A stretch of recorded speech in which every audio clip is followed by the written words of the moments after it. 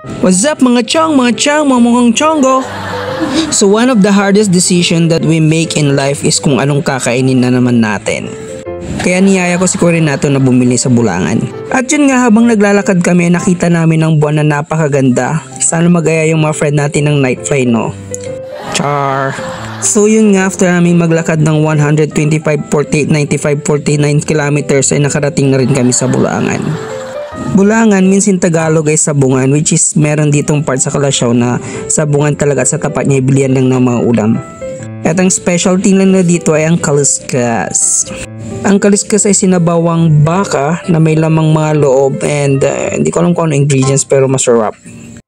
Maraming mapagpipilian na ulam dito pero ang bibilin ko ay yung kalderetang baka worth 60 pesos lang at hihingi na lang ako ng fee na sabaw ng kaliskas. Tumawad pa nga ako dyan kaso hindi ako pinatawad ni ate. Sorry na ate. Isang kalderetang baka. Balot na lang ate. Ay, anong sagari na to? Ayan na lang. Wala, isa. Opo. Tapos pahingin na lang po ng sabaw ng kaliskas. Dalawang order ng rice.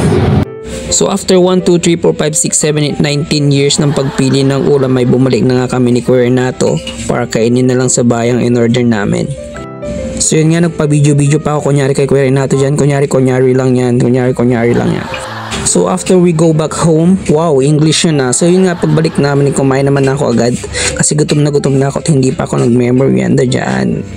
So yun nga, may mekos ko na lang yan at yun nga, kinain ko pa yung plastic sayang din kasi yung sarsa dyan. So yun nga, thank you Lord dahil sa mga blessings na dumarating sa atin. And I hope you enjoyed this video and God bless everyone.